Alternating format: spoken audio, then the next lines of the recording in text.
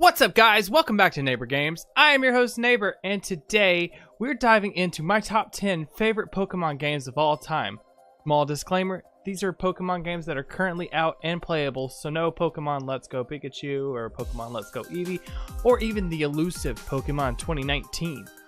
Also, this list is my own opinion of the Pokemon franchise, so if I skip over your favorite game, it doesn't mean it's not a great game, and you should also leave your own top 10 in the comments below.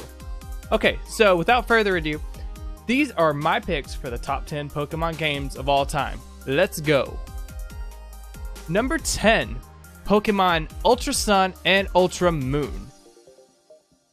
While this game offered many new features that added on to the hype of Pokemon Sun and Moon, as well as some new Ultra Beast and Pokemon forms, it felt like this game was missing something. The entire first act felt like a replay, and even with the addition of Rainbow Rocket and Ultra Space, I felt like it was haphazardly put together. That being said, it's a beautiful game with amazing graphics, and I'm currently enjoying my playthrough on Twitch.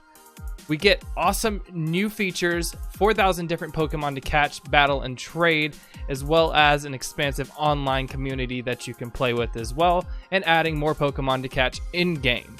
If you haven't played this game, I would suggest picking it up, playing it. It is a grand time indeed. Coming in at number 9, Pokemon Black and White 2. This is how I feel a sequel of a game should be made. In this game, you still had the feel of Pokemon Black and White with a ton of new content as well as new forms for Pokemon. You took up the mantle of new characters and even fought new gym leaders, getting to take on past trainers and take on a newly reformed team, Plasma, brought some nostalgia that built off of this first Pokemon game, Black and White, which were in desperate need of some help. The addition of Pokemon Fusion between the legendary dragons in this game also opened a fantastic new outlook on the franchise. Overall, this game expanded on the awesomeness that came from Black and White while making it so much better.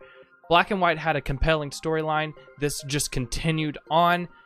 I greatly enjoyed both games, but I chose Black and White 2 because of how awesome I thought it was and how well it added on to the first part. Coming in at number 8, Pokemon Sun and Moon. Even though the sequel was mentioned above, this game just felt more fun to me. Yes, it had a short post-game and a smaller Pokédex to boot. It felt like something new in a tired gaming franchise. With the addition of Z-moves and Alola forms, this was a breath of fresh air and brought back a level of nostalgia that I hadn't felt in a while. It made people pick up the game and play it because it felt so nostalgic. As an added bonus, we faced off the new threat, Ultra Beast, and took on the island challenges instead of gyms. While it's not my favorite game in the franchise, it's definitely one I enjoyed playing and I would pick up again, so you should definitely pick it up and play it for yourself. Coming in at number 7, Pokemon Alpha Sapphire and Omega Ruby. I loved the original Ruby and Sapphire games. I think it's the only game that I played multiple times despite it having too much water, or so they say on IGN. So when they announced the alternate timeline game for this, I had to get my hands on it. Getting to fly around on Mega Latios or Latios and encounter legendary Pokemon from the past was absolutely amazing. It also gave new Mega Evolutions to all the starter Pokemon from this game. And having a grass dragon was righteous. The only setback for this game is that it does start to hold your hand and not let you make your own adventure. Still a fantastic game, building on the awesomeness that was Ruby and Sapphire. This game brought back so much nostalgia from Ruby and Sapphire that I honestly think I'll play it again soon. Coming in at number 6, Pokemon Diamond and Pearl. This game was the first game to get me back into playing Pokemon games after a brief period of time that I was trying to fit in and be quote-unquote cool. But nothing could stop me from falling back in. The first Pokemon game on the Nintendo DS, this game offered a compelling storyline and one of the most menacing evil teams encountered for the first time. We also had the chance to delve into time and space and later distortion with its sequel, something that the Pokemon franchise had yet to delve into. This game offered up my third favorite starter Pokemon of all time, possibly another video at some point, we'll see. The game does have its drawbacks, but overall it was phenomenal. With it being the first on the DS, it brought new graphics and a compelling storyline overall that should be played through if you're a Pokemon fan.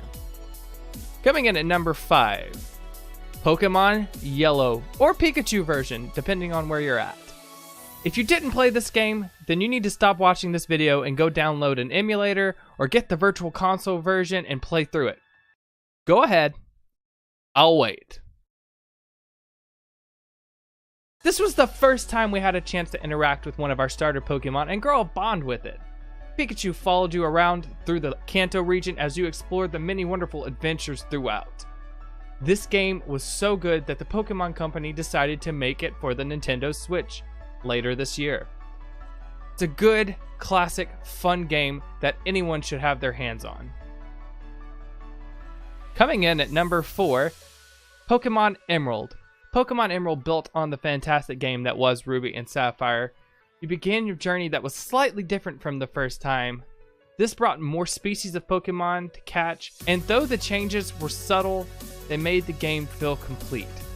I didn't really write too much about this because I did have a lot about Ruby and Sapphire in the Omega and Alpha games. However, this game does feel slightly more complete, which is why it gets bumped up on my list just a little bit. Number 3, Pokemon Fire Red and Leaf Green. Boy, these games. I grew up playing the first gen games and collecting the cards for them, so I was very on board with the remake/alternate timeline for these games. Not only did you get an updated look on an already classic game, but you also had the chance to trade and battle wirelessly for the first time.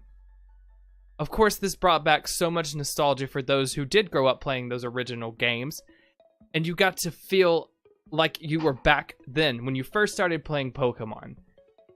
An updated, modern look for an already awesome classic game. Easy said. At the number 2 spot we have Pokemon X and Y. I was beyond hype when this game trailer dropped. This game almost took the number 1 spot for me.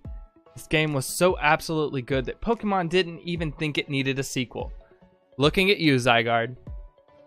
With the introduction of new Mega Evolutions, a new level of battling was born, and it changed the meta as we know it, producing some of the most amazing Pokemon designs and starters since Generation 2. This game was a breath of new life in the franchise, and it brought many to their local gaming stores at midnight to discuss their favorite starters, talk Pokemon until midnight when they could pick up the game. To this day, I still enjoy playing this game, and I would love to play it over and over again. And finally, coming in at number 1, we have Pokemon Heart Gold and Soul Silver. Nostalgia, innovation, new mechanics, and crisp new graphics. These are a few of the reasons that this game took the number 1 spot. I'm slightly biased as my first Pokemon game was Silver. I played through that game so much until the internal battery died and I was left without my level 100 Pichu and, sad day. We were able to have any Pokemon on our team follow us around for the first time, which became a pain point for the community for years to come. However, it was very innovative for its time. Pokemon Heart Gold and Soul Silver let you battle through the gyms, take on the Elite Four and the Champion, just to let you know that you could take on the original 8 gyms from Kanto. This game probably holds the most special place in my heart. If you haven't played it, I would say pick it up. It also came with something called a Pokewalker, where we could transfer a Pokemon into the Pokewalker and walk around and work on leveling it up. Something that they've brought back with Pokemon Let's Go Pikachu and Let's Go Eevee. Again, this is a very special game to me. If you haven't ever played it, pick it up. I highly suggest you do. Okay guys, so that's my top 10 Pokemon games of all time. Again, if your game wasn't featured on there, leave your top 10 list in the comments below. And I'm gonna do a lot more of these top 10 videos moving forward, so let me know what you think also in the comments below.